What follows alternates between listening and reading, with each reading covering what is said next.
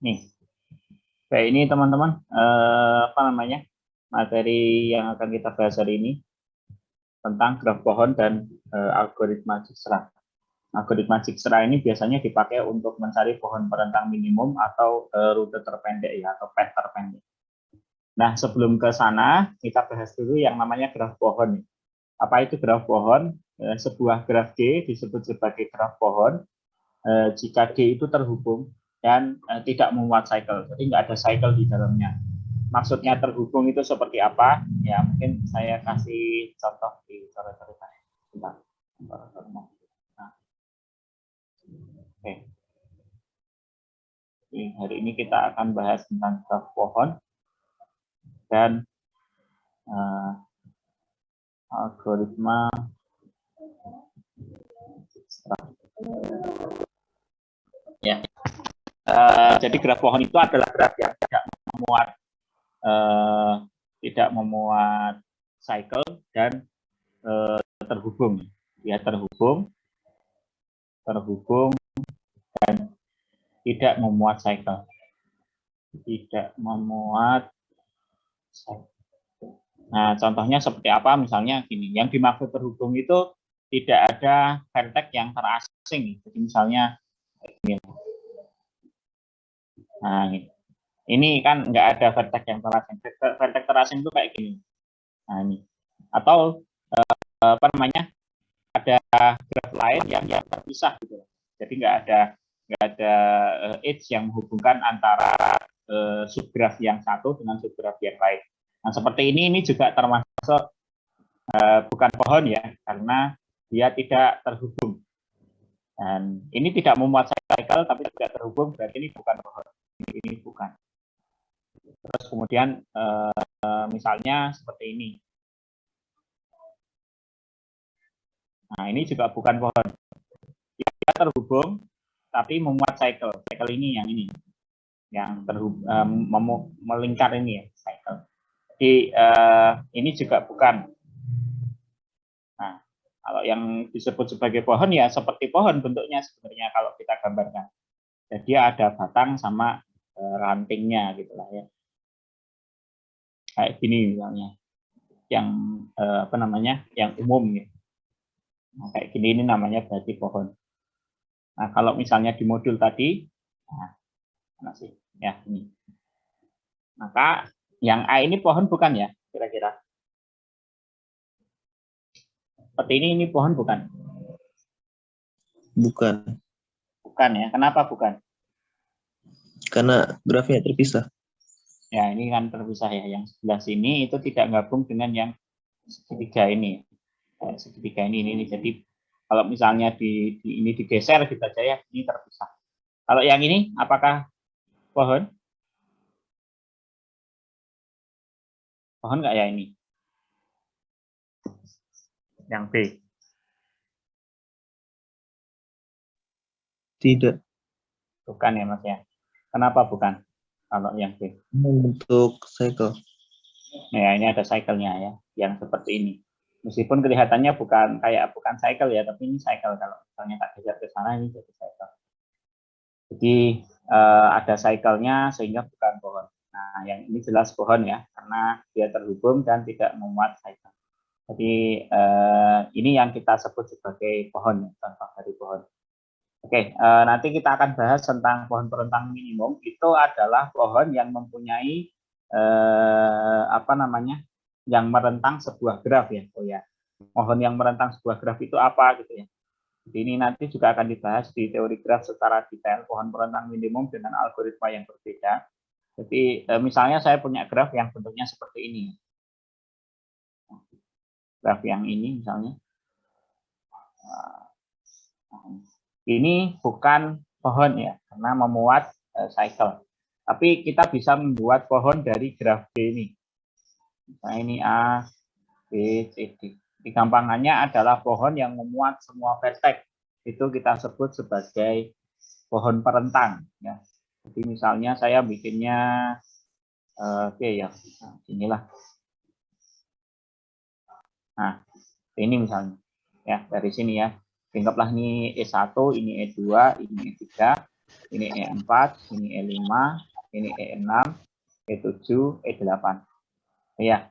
Nah, ini saya buat ini E1, ini E2, kemudian ini E4, lalu ini E5. Nah, ini adalah salah satu contoh pohon perentang dari graf D ya. Jadi ini pohon perentang. Pohon perentang. Dan pohon perentang itu tidak tunggal. Nah, teman-teman bisa bikin banyak banget ya. Misalnya bikin yang lagi seperti ini. Nah, ini juga pohon perentang ya. Ini D, ini E, ini C ya. C, ini E, ini A, ini D. Kemudian ini adalah E1, lalu ini E2, ini E8 dan ini E6. Nah, jadi apa namanya? Ini adalah pohon perentang yang lain. Nah, yang dimaksud pohon perentang minimum ya.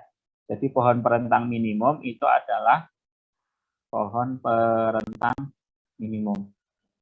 Minimum. Itu maksudnya adalah pohon yang merentang sebuah graf. Ya, grafnya graf berbobot ya. Graf berbobot tahu ya. Ini di sini juga saya sampaikan tentang graf berbobot, ada definisinya. Sebuah graf berbobot G itu adalah graf yang dilengkapi dengan fungsi yang mengawankan setiap edge-nya dengan bilangan bulat positif. Artinya di setiap edge itu dikasih bobot gitu lah ya. Di setiap edge-nya dikasih bobot dan biasanya ditulis di sebelahnya edge itu. Contoh seperti ini ya. Ini graf berbobot. Nah, sekali lagi di sini kan kita punya banyak sekali pohon perentangnya. Misalnya dari gambar ini ya, saya potong aja sekalian supaya lebih jelas. Kita bisa punya banyak pohon perentang di situ. Nah, masing-masing pohon perentang, malah ini, masing-masing pohon perentang itu punya jumlah yang berbeda. Ya. Nah, kita mencari pohon perentang yang jumlahnya itu paling kecil. Nah, itu kita sebut sebagai pohon perentang minimum. Ya. Jadi itu yang kita cari. Oke. Ini tentu saja bisa kita buat pohon, misalnya dari P1, kemudian kita bikin ada seperti ini ya. Nah, begini. Nah, begini. Ya, ini P2, ada P4, ini P3, ini P6, ini P7, ini P5. Nah, ini salah satu pohon ya. Dan kita bisa bikin banyak banget. Nah, ini kan ada bobotnya ya. Ini ada 4, ada 4, ada 8, ada 11, ada 10, ada 7. Nah, ini berarti jumlah bobotnya atau pohon perentangnya ini punya berat, punya bobot sebesar total bobotnya 8 tambah 8, 16, 16 tambah 7, atau 15 tambah 8, 23, 23 tambah 21 ya, 43. Nah, nanti apakah ini yang terkecil gitu kan? Nah, teman-teman bisa kalau mau ngundi gitu ya, baratnya itu di list seluruh pohon perentang terus dicari. Tapi tentu saja itu tidak efektif ya, mencari pohon perentang yang seperti itu. Nah, jadi apa namanya? Kendalanya itu ya. Jadi kita mau mencari pohon yang merentang graf D tapi dengan bobot minimum. Jadi yang dimaksud sebagai pohon perentang minimum itu adalah pohon yang mempunyai jumlah bobot perentangnya itu paling kecil. Sini juga sudah saya tuliskan. Ya ini ya. Jadi masalah pohon perentang minimum dari suatu graf berbobot itu adalah bagaimana menemukan pohon perentang T gitu ya dari suatu graf terhubung G demikian sehingga bobot dari pohon perentang tadi itu kurang dari seluruh bobot dari pohon perentang yang lain yang ada di G. Nah, jadi bobotnya itu selalu kurang dari pohon perentang yang lain, berarti yang paling kecil. Kita nyari pohon perentang yang terkecil. Nah, sebenarnya nggak hanya algoritma Dijkstra yang nanti kita bisa pakai ya di graf, nanti saya terangkan juga namanya algoritma prim dan saya lupa satunya. Apa ya? Lupa saya. Pokoknya ada 2 algoritma lagi selain Dijkstra. Sebenarnya Dijkstra lebih terkenal untuk mencari pattern pendek, tapi sama aja. Jadi ini bisa dipakai juga untuk pattern pendek dari UI ke UJ. Jadi pattern pendek itu adalah maksudnya seperti ini ya. Jadi misalnya kita mau nyari pattern pendek dari U1 ke atau dari U4 ke U5. Apakah U4 ke U5 itu kita ketiga V4 ke V5 itu misalnya ke V2 baru ke V9 ataukah lewat dari sini ya. Misalnya V1 kemudian V2 baru ke V5. Atau bisa juga mungkin di sini V1 kemudian V7. V1 kemudian V5 ya. Jadi kan banyak cara itu. Nah, mana yang paling minimum itu kita sebut sebagai pet terpendek. Jadi pet tahu ya, pet adalah walk yang tidak mengulang vertex ya, tidak mengulang vertex. Jadi vertexnya tidak terulang. Yang penting ada vertexnya tidak terulang, meskipun edge-nya terulang tidak masalah ya. Jadi bisa juga algoritma ini digunakan untuk mencari pet terpendek dari suatu vertex ke vertex yang lain. Nah, seperti apa algoritmanya? Mungkin rada sukar ya untuk dipahami kalau belum ada contohnya. Ya, kita pahami pelan-pelan. Jadi misalkan kita punya graf terhubung berbobot G dengan vertexnya adalah U1 sampai UN. Nah, ini ditemukan oleh Pak Dijkstra. Ini nulisnya saya kadang-kadang kebalik-balik ya. Kalau nggak salah yang benar itu begini, DJIK. Kadang saya di DIJ, yang benar DIJK kayaknya, bukan DJIK, DIJKS, Nah, susah nulisnya. Digunakan untuk menyelesaikan masalah pohon perentang atau boleh juga digunakan untuk nyari pet terpendek ya dalam grafik. Nah, dalam algoritma ini setiap vertex kita labeli dengan label sementara dulu. Ya, setiap vertex dilabeli dengan label sementara, namanya C,LI, sehingga nanti pada akhirnya menjadi label permanen, bentuknya siku seperti ini. Ya. Kemudian nilai LI itu dalam yang tadi ya C,LI itu adalah pet terpendek yang menghubungkan UI dengan U1 dengan UI ya, U1 dengan UI, dan J-nya merupakan vertex UJ dalam pet terpendek UI sampai U1 sampai UI yang mendahului UI. Nah, ini rada angel ya kalau dipahami. Nanti kalau sudah ada contohnya insya Allah gampang. Nah, ini pengantarnya, kemudian algoritmanya ini teman-teman. Jadi kalau G-nya itu punya vertex U1 sampai UN, yang pertama kita lakukan adalah memberikan label UI sebagai U1 sebagai label permanen. Dan kita kasih nama ini ya, kurung siku strip, 0. Sementara vertex yang lain ya, ini memang kalau algoritma Dijkstra yang dituliskan di buku yang saya ambil itu selalu mulainya dari U1 ya. Meskipun boleh saja tentu teman-teman memulai dari U yang lain. Ya, nanti sama ceritanya ya. Ceritanya sama saja, tapi kalau di buku ini dia selalu mulai dari U1. Sehingga U1 diberi label permanen dulu, kemudian vertex yang lain itu dilabelin sementara. Pakainya kayak gini, strip, koma, bintang. Di buku-buku yang lain lebih sering atau di teman-teman buka YouTube itu bintang ini diganti tak hingga ya. Misalnya tak hingga. Jadi strip, koma, tak hingga biasanya. Kemudian kita mulai dari Z-nya sama dengan 1 karena tadi yang diambil adalah U1. Lalu kita himpun teman-teman, jadi ada AZ gitu ya. AZ itu kita definisikan sebagai himpunan yang berisi UK. UK itu ada di dalam semua vertex yang ada di G, jadi dia anggotanya O1 sampai UN. Dengan UK ini diberi syarat merupakan persekitaran dari UZ. Kalau Z-nya tadi 1, berarti ini persekitarannya U1. Maksudnya persekitaran atau neighborhood dari U1 itu adalah yang berhubungan dengan U1 ya. Jadi kalau misalnya gini lah. Ini nanti ya. Jadi yang berhubungan dengan U1 atau yang adjacent bahasanya ya. Yang adjacent dengan U1 itu adalah U8 dan U2. Maka yang ada di sini ya, AZ yang kita himpun di sini adalah isinya U8 dan U2.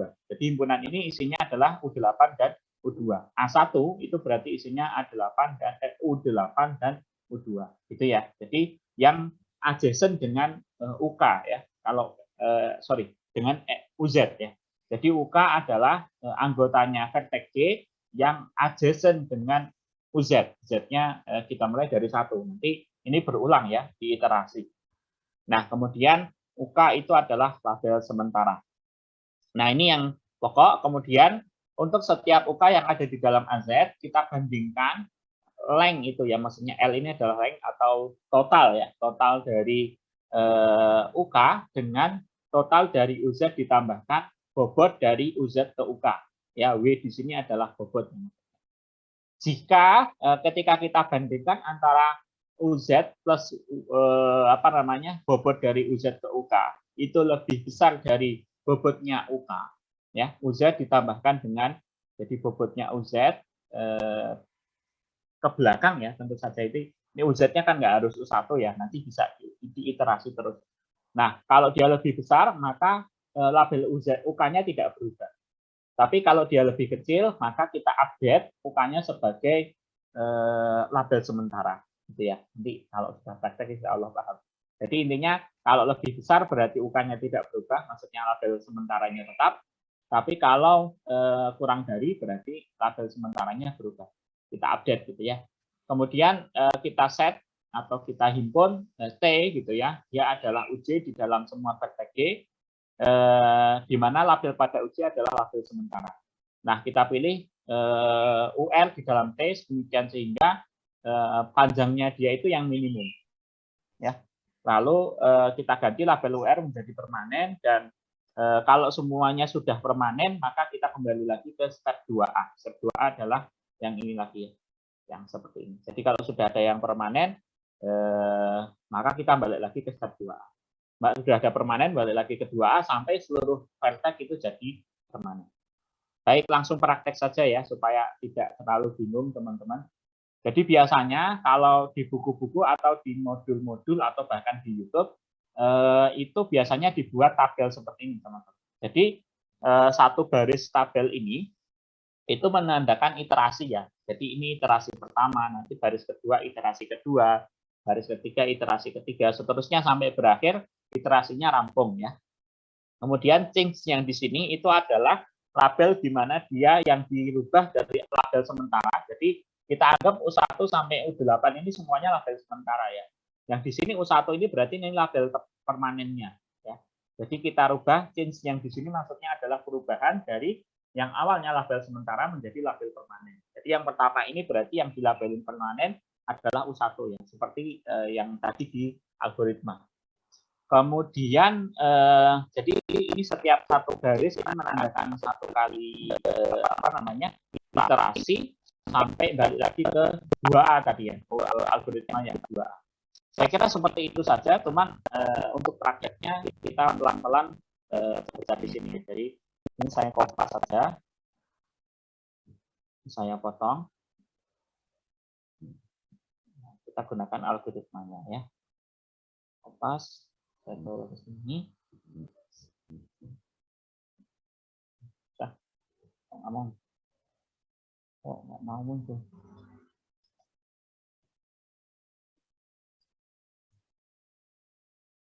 Ya. Sudah kelihatan belum ya? Sudah cukup kelihatan, teman-teman? Sudah ya? Sudah, Pak. Oh, ya. Baik, kita mungkin di sebelah sini saja ya. Semoga cukup.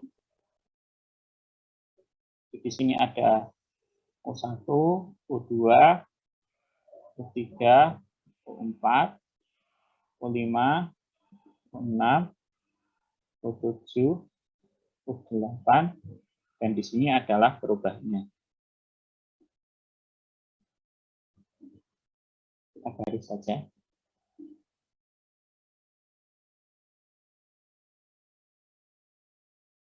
Supaya bisa ini ya. Terlalu kecil nggak ya? Cukup kelihatan teman-teman? Nggak masalah ya? Oke. Kalau nggak ada masalah, kalau terlalu kecil bilang ya. Jadi U1 kita setting dulu, tadi adalah strip, 0 ya. Seperti ini, yang lainnya hanya saya strip aja ya. Strip ini berarti maksudnya tadi adalah yang kayak tadi ya. Jadi strip, bintang ya. Bintang atau kalau di buku atau YouTube biasanya ini tak hingga. Jadi ini langkah pertama, saya tutup gini dulu ya. Kemudian yang kedua adalah kita mencari persekitarannya U1 tadi ya. Persekitarannya U1 adalah U8 dan U2 ya. Berarti nanti kita di U8 dan U2 kita lihat jarak dari U1 ke U8 itu berapa? 1 ya. Berarti kalau gitu di U2 di U8 itu total jaraknya adalah 1 dan ini berasal dari U1. Jadi 1,1. Satu yang di depan ini maksudnya adalah dari U1. Yang satu di belakang adalah total jaraknya. Ya. Kemudian di U2 kita tulis, karena di sini persekitarannya ada U2, kita tuliskan bahwa di sini ada apa tadi, dari 1 ya, dari U1, total jaraknya di sini adalah 2. Ya. Sementara yang lainnya tidak ada, berarti ini kita strip aja kayak gini. Nah, sekarang dari sini, jadi yang ini yang apa namanya? Yang sudah jadi file tag atau label permanen. Kalau label permanen berarti nanti sudah tidak dikerjakan lagi ya. Jadi yang ini ke bawah ini sudah kosong. Jadi kita tidak mikir lagi U1. Artinya tidak kembali lagi ke file tag yang sudah dianggap permanen ya. Jadi U1 sudah beres. Jadi U1 tidak kita pikirkan lagi, tidak mungkin kembali lagi ke U1. Nah, jadi kita hanya mikir dari U2 sampai U8, dan tadi yang berhubungan dengan U1 adalah U2 dan U8. Total jaraknya masing-masing 1 dan 2. Nah, menurut algoritmanya tadi, kita harus membandingkan di antara keduanya ini, mana yang harus jadi permanen itu adalah yang bobotnya paling kecil. Nah, bobot yang paling kecil adalah yang di U8 ya. Jadi ini kita selesaikan. Jadi untuk langkah kedua ini jadi U8 yang merupakan label permanen. Ini saya kotakin sini ya. Oke. Sekarang kita ke U8. U8 di sini itu terhubung dengan siapa? Ya, terhubung dengan siapa ini? Neighborhood-nya siapa? U2 ini ya, U2 dan U6 ya. Nah, sekarang kita lihat. Kalau ke U6 berarti kita tulisnya di U6 sini. Itu total bobotnya berapa? Berapa kalau ke U6? Bukan 4 ya. Total bobot. Maksudnya total bobot adalah ini berarti 4 dan 1. Jadi ini ditambahkan. Paham ya? Jadi ditambahin sama yang sebelumnya ya. Tadi kan optimalnya 1 di sini. Nah, maka ditambahkan dengan 1 ini. Jadi 4 ini ditambah 1 jadinya 5 ya. Berarti di sini adalah asalnya dari U8 ya. 8 ini maksudnya adalah U8 dan dikomakan dengan 5. 5 adalah total bobot yang optimal. Itu ya. Kemudian U2. Kalau ke U2 berarti jadinya bobotnya berapa? U2 ini. U2 ya. Berapa?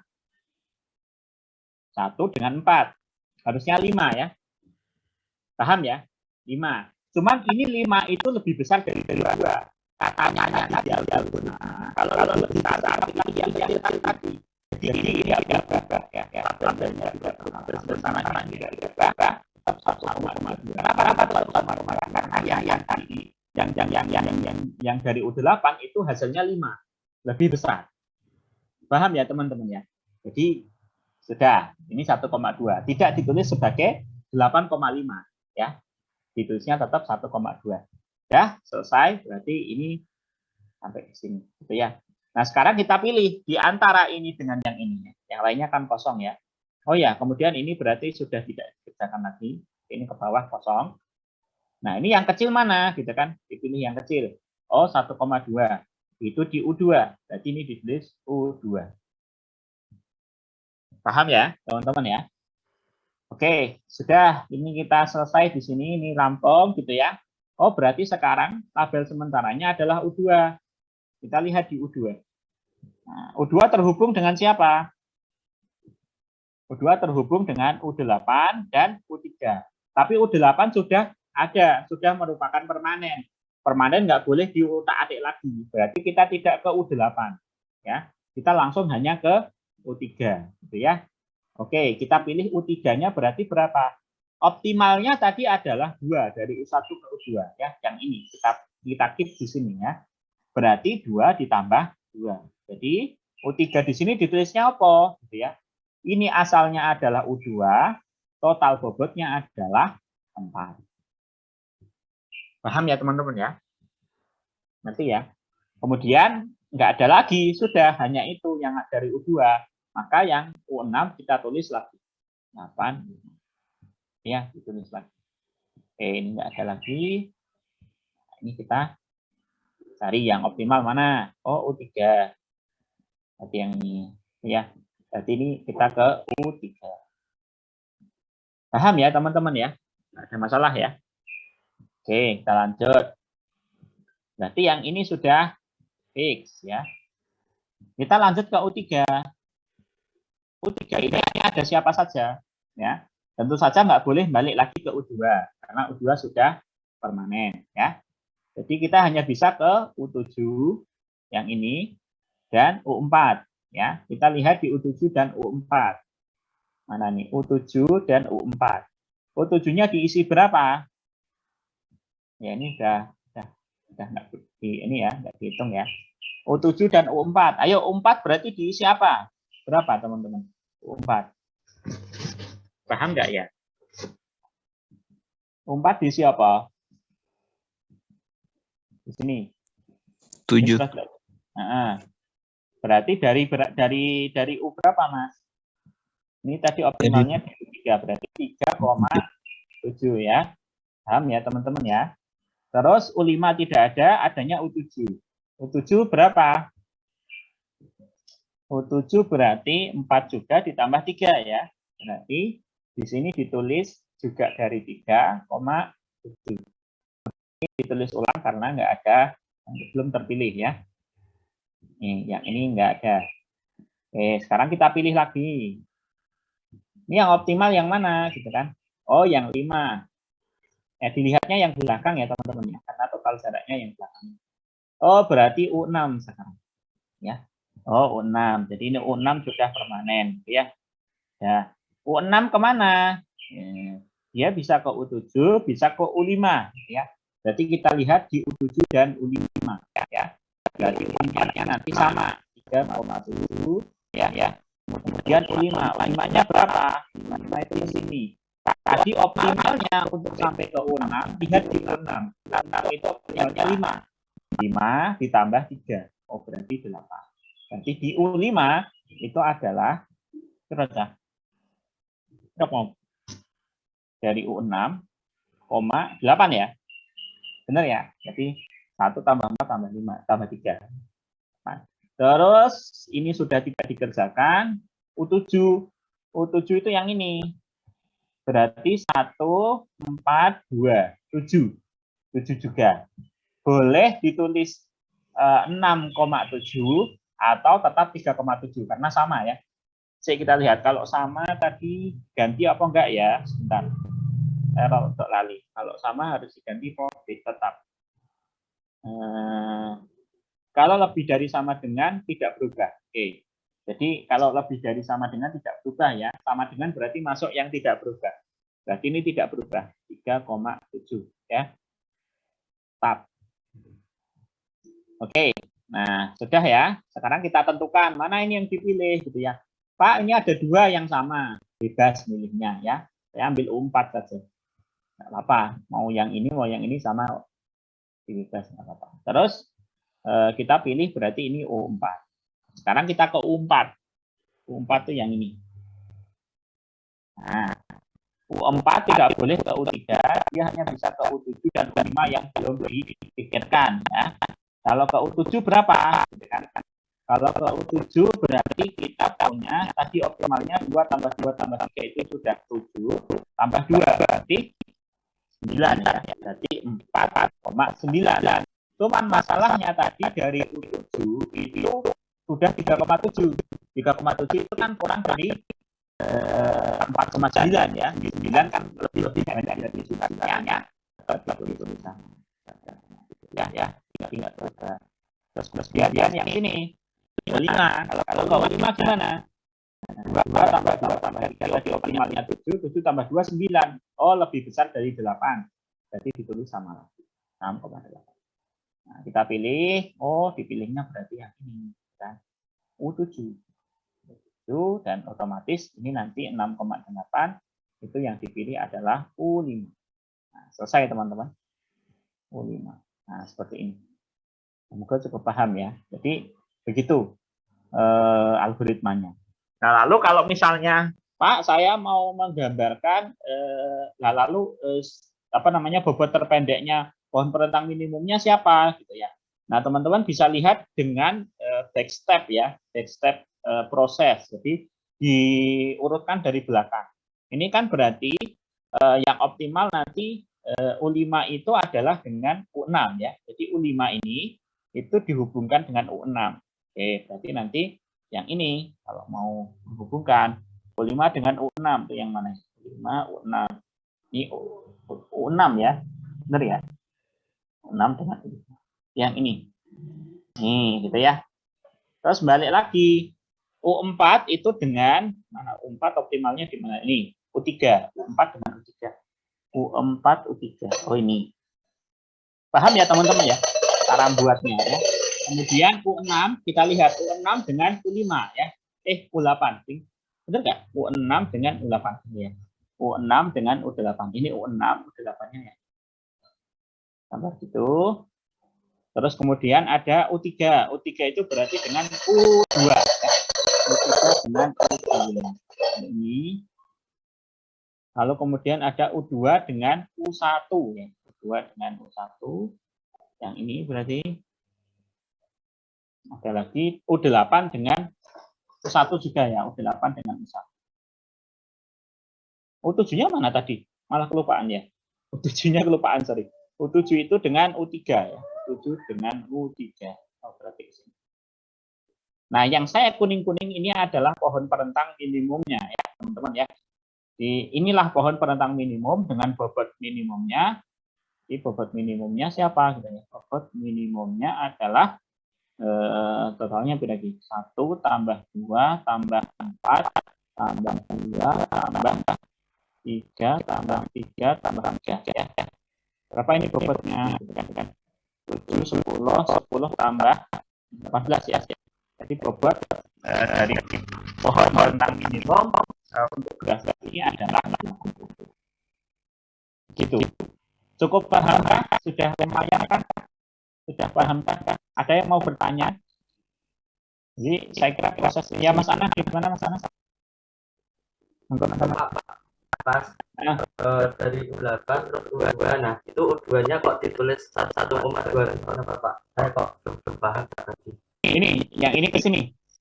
Yang ya Pak, dari U8 terus perubahan U8 Nah, terus ini kan, ke U2. Oke, jadi tadi kita pilih U8 ya. Kita pilih U8. Nah, dari U8 ini kan berarti sisa ke U6 dan U2 Mas. Ya. Nah, saat ke U6 tadi ternyata jumlahnya 5. Karena di U6 tadi belum ada sama sekali, berarti nggak ada pembandingnya. Maka kita tulis apa adanya. Ya, 8,5 ini apa adanya, belum ada pembandingnya. Tapi kalau untuk yang U2 ada pembandingnya. Pembandingnya adalah 1,2. Kalau dari U8 kan berarti harusnya totalnya berapa? Optimalnya tadi ke U8 1 ditambah 4, 5. Paham nggak maksud saya? Berarti harusnya ditulis 8,5 kan ya di sini. Ya, tapi 5 itu lebih besar dari 2. Nah, berarti yang kita pilih yang kecil tadi loh. Di algoritmanya kan bilang begini. Ya, kalau misalnya dia lebih dari, maka nggak berubah. Ya, tetap si UK-nya itu. Jadi tidak diganti dengan label yang baru. Tapi kalau kurang dari, kita ganti. Gitu. Paham nggak maksud saya? Paham ya? Tadi terjadi juga di bawah-bawah sini ya.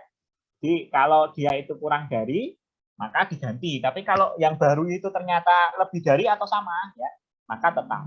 Kayak ini tadi sama ya, sama-sama 7 tetap. Kalau lebih dari 7, ya tetap. Tapi kalau kurang dari 7, kita ganti. Begitu, Mas. Sudah paham ya? Paham, Ada Pak. lagi yang mau tanya? Silahkan.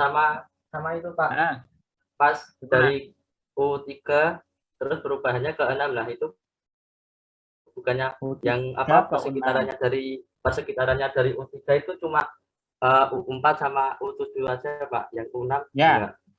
Nah, persekitaran dari U3 ya. U3 itu adalah U4 dan U7 ya. Harusnya yang ini sama yang ini aja ya Mas ya.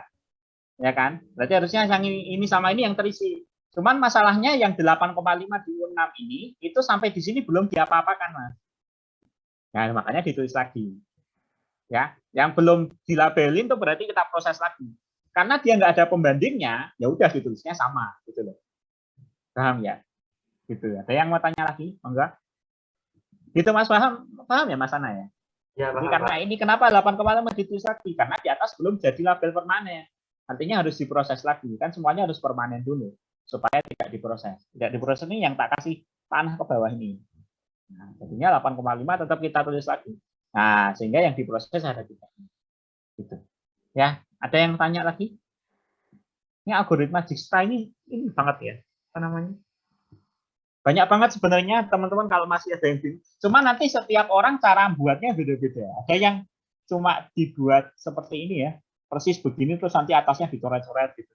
Ada yang pakai tabel, ada yang macam-macam. Tapi menurut saya yang paling mudah pakai tabel.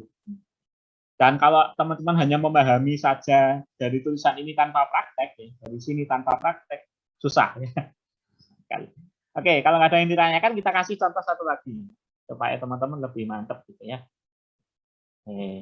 Nanti kalau ada contoh lagi kan mantap. Nah ini ya, kita punya satu nomor di sini.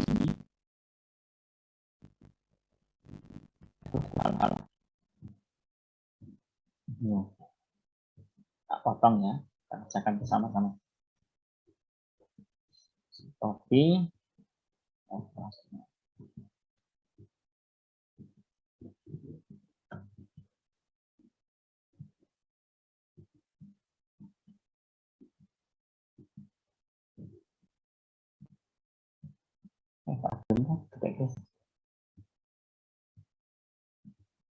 Oke. Buat ya. U1, di sini U1 sampai U8 lagi ya. U2, U3, U4, U5.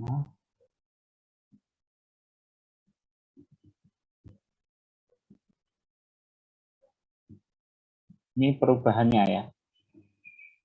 U6 dan U7-nya kok kekecilan.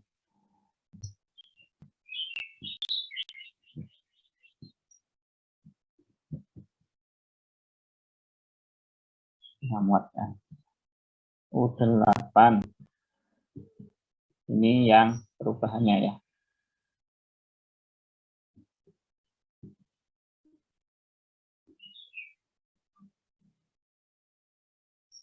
Nah, sama kayak tadi ya, kita mulai dari U1 itu dianggap sebagai label permanen. Titik permanen, strip, 0 ya. Yang lainnya masih label sementara semua. Dan ini adalah U1. Oke, siapa yang terhubung dengan U1? Siapa yang terhubung dengan U1 itu adalah U2, U3, dan U4 ya. Kita tulis berarti di U2, U3, dan U4. Di U2 kita tuliskan di sini kita sudah 1,6 gitu ya. Terus kemudian di U3 kita tuliskan di sini 1, terus di U4 kita tuliskan berarti 1,9. Yang lainnya ya. Nah, kita bandingkan dari 3 ini. Siapa yang paling kecil? Oh, udah ya. Jadi yang ini kita kotain gitu toh. Oh, berarti yang permanen U3 sekarang. Nah, sekarang kita bahas ke U3 ya. Ini permanen saja. Sekarang permanen lagi. Di U3 naik berhentinya siapa aja? Persekitarannya siapa aja? Nggak boleh balik lagi ke U1, berarti bisanya hanya U2, U6, dan U4 ya. Kita ke U2 dulu. Kalau ke U2 berapa? U2 berapa? Mungkin nggak maksud saya. Mungkin ya. Berapa U2? 3,5. Kita bandingkan dengan sebelumnya 1,6. Lebih kecil atau lebih besar? 5 dengan 6 lebih kecil. Nah, lebih kecil berarti diganti gitu ya tadi ya. Nanti ini 3,5 ya. Yang atasnya nggak dipakai lagi. Terus U3 sudah tidak dikerjakan, U4. U4-nya kita bandingkan dengan 9. 3 tambah 5 lebih kecil dari 9. Oh, berarti U4 kita ganti juga. Ini dari 3,8 ya. Lalu ada lagi U6. U6 adalah 3 tambah 9. Berarti U6 itu dari U3 dapatnya 12. Kita bandingkan. Ya. Sudah bawah ini udah enggak ya. Kemudian ini enggak ada. Berapa nih? 35, 38, 312. Oh, 35. Berarti kita pilih yang 35. U2. Mana ya? Nah, sekarang kita fokus ke U2. Ini. Set. Sudah permanen sekarang. U2 nggak boleh lagi balik ke U3 karena sudah permanen. Bisanya hanya ke U5 dan U6. Kita fokus di U5 dan U6. Yang tidak, yang lainnya yang belum permanen, kita ini sudah permanen ya. Kita tulis lagi. Berarti U4 kita tulis ulang 3,8 ya. Kemudian ke U5. Ke U5 itu berarti tadi optimalnya berapa? Ini berarti berapa ini? Yang di U5. Tak lingkarin dulu. U5 berapa? Ayo, Biro. Ini harus saya tulis berapa nih? Di U5. Berapa? Nah, hati-hati Mas. Nah, kan banyak yang salah toh? Salah, bukan 2,11. Ayo, berapa yang benar? Benar sih 11 sih. Ya 11 ya. Tadi optimalnya Biro 5 ya. Sorry. Optimalnya benar 5. Berarti 3 tambah 2 tambah 6 ya. Benar ya, 11 ya. Berarti ini berapa tadi? 2,19. Nah. Terus 6 itu sudah ada bandingnya. Jadi adalah 12. Kalau ke U6 3 tambah 2 tambah 8. 13 ya. Lebih besar. Kalau lebih besar berarti kita tulis 3, sudah ya, nggak ada lagi ya. Nggak ada. Terus kita garis ini. Yang dipilih adalah yang paling kecil. Berarti 3,8 itu adalah U4. Ini ada U4. Oke ya. Oke. Ini berarti sudah tidak perlu dikerjakan. U1 sampai U4 sudah semua. Tinggal dari U5 sampai U8 ya. Ini ditulis sama, enggak ding, dulu. Yang fix tadi adalah U4 ya. U4 mana? Ini. Oke. Sekarang dari U4. U4 udah nggak boleh ke U3, nggak boleh ke U1. Bisanya berarti ke U6 dan U7 ya. U6 sama U7 kita lihat. U5-nya nggak terhubung berarti ditulis sama persis. U6, U7. U6 kira ini. U6 berarti berapa U6? U6 kita tulis berapa? Udah nggak maksud saya? U6 berarti berapa? Berubah nggak? Berubah lah. Ayo. Bingung. Ke U6 ini loh. Berapa? 4,11. Yang lainnya paham nggak? Kok 4,11? Nah, kan U4 tadi optimalnya berapa? Lihat di U4. Optimalnya U4 itu 8.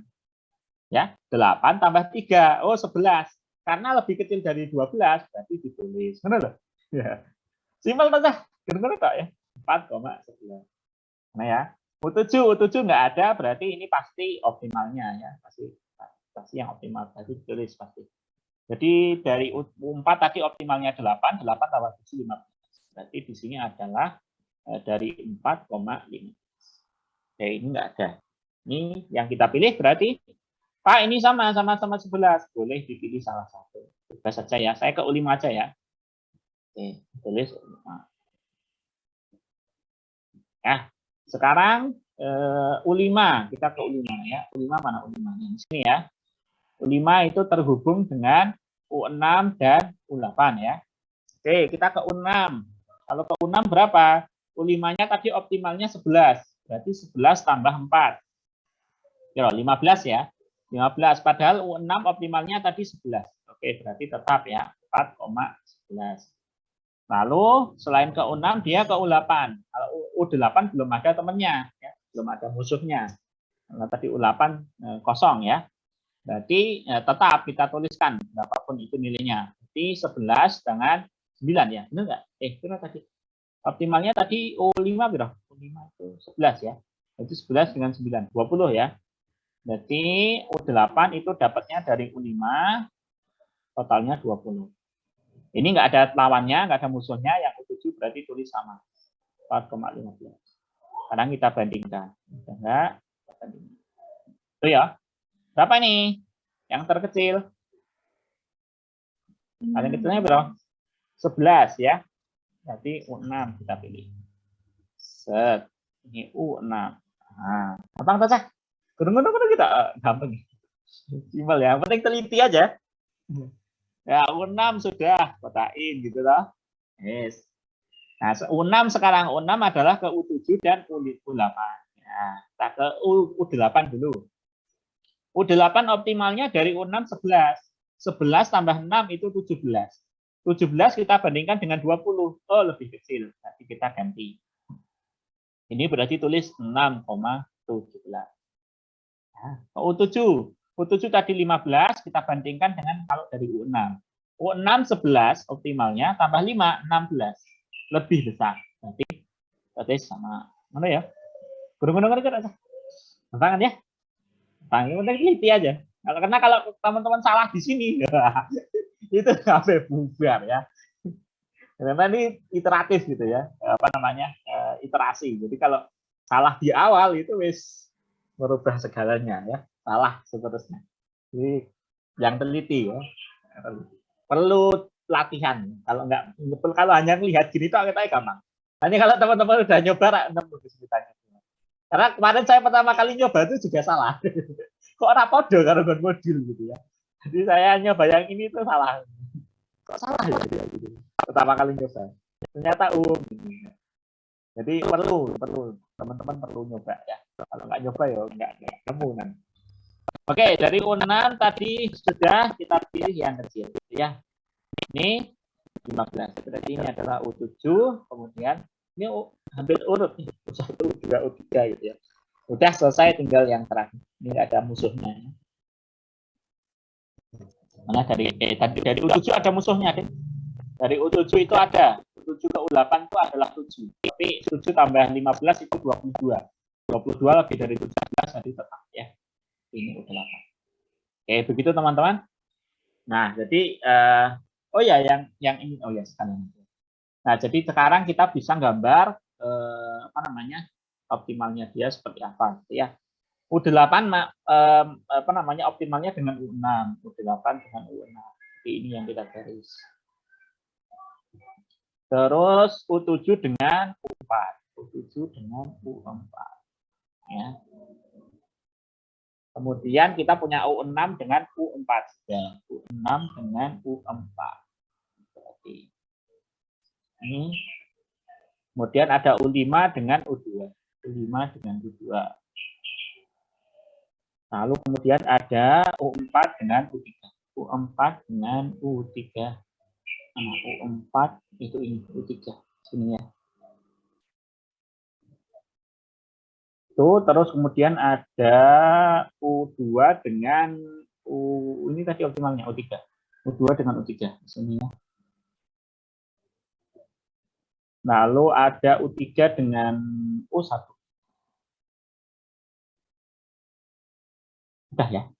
Nah, ini adalah optimalnya. Ya. Yang penting semua vertex sudah terhubung itu. Nah, itu tinggal kita hitung. Jadi optimalnya adalah itu 3 tambah 2 tambah 5 tambah 6 tambah 3 tambah 7 tambah 6. Nah, udah ya. 5, 10 tambah ini 20 tambah 12 ya. 22 ya. Ini pohon pertang minimumnya itu adalah bobotnya 32. Nah, ini sekaligus teman-teman bisa mencari jarak terpendek dari UI ke UJ ya. Misalnya saya mau nyari pet terpendek dari misalnya U1 ke U5 ya. U1 ke U5. Teman-teman tinggal lihat aja dari U1 ke U5. U1 ke U5. Mana U5? Ini ya.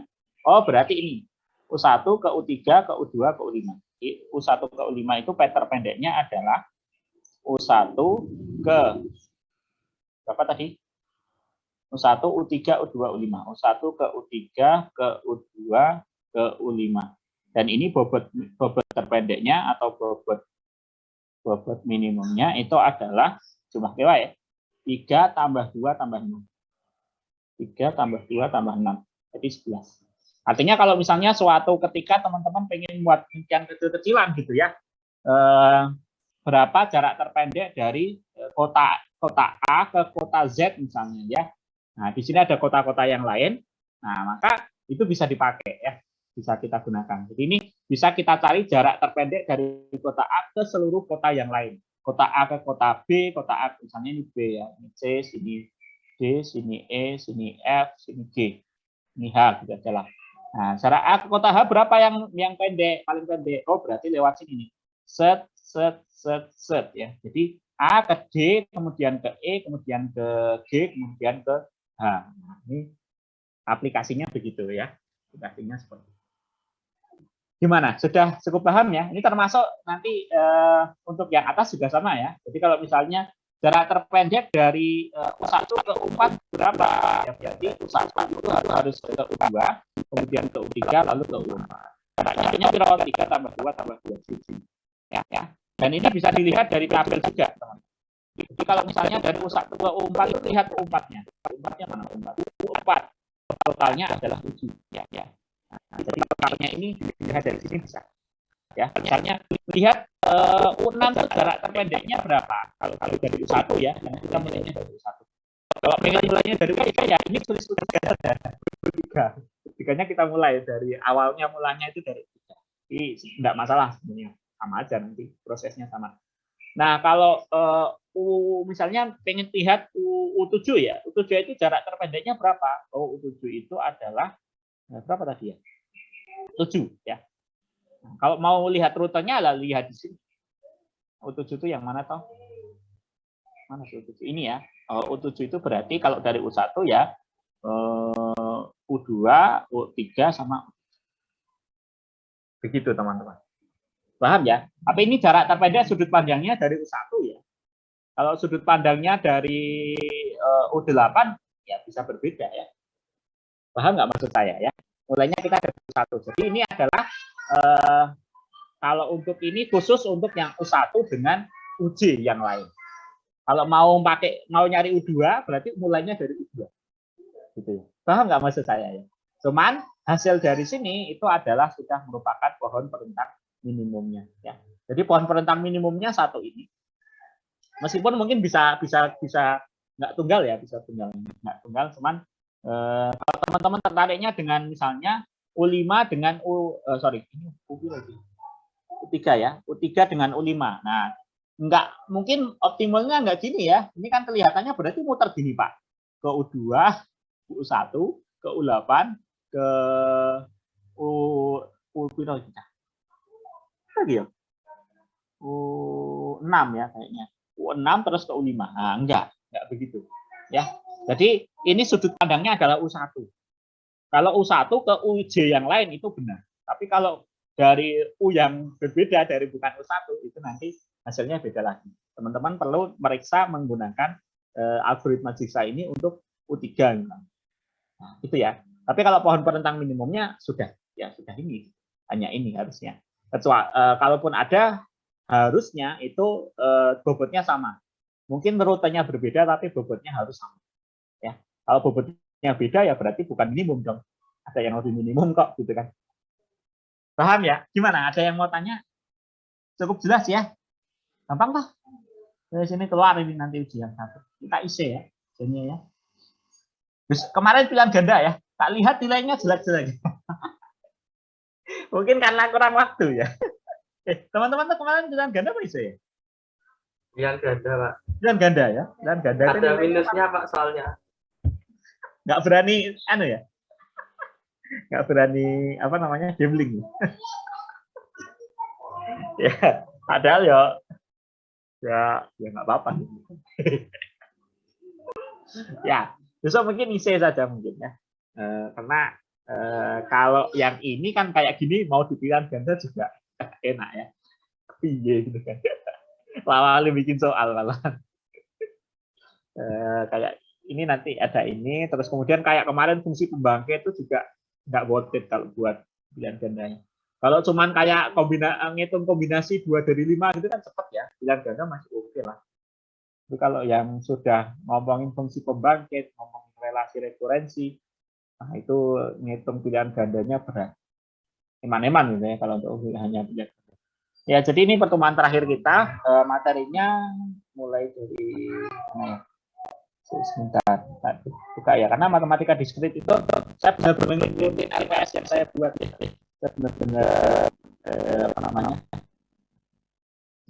Ini sebenarnya tahun pertama saya ngajar tadi lumayan enak-enak. Memang saya matematika.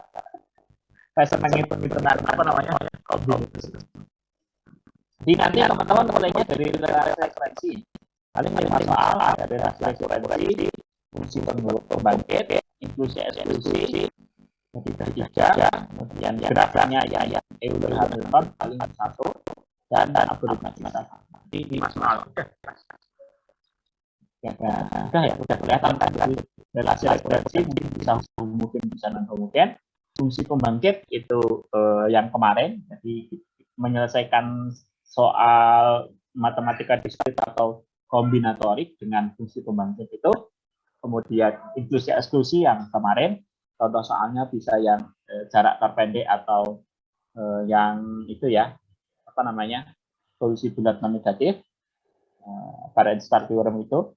Kemudian ada graf, saya kira yang Euler Hamilton saja, definisi graf dan yang lain tidak perlu. Dan satu lagi yang algoritma siksa yang tadi kita bahas. Paling itu ya teman-teman ya. Nanti silahkan dicek di apa namanya di kehadiran teman-teman ya, karena ini pertemuan terakhir kita. Apakah ada yang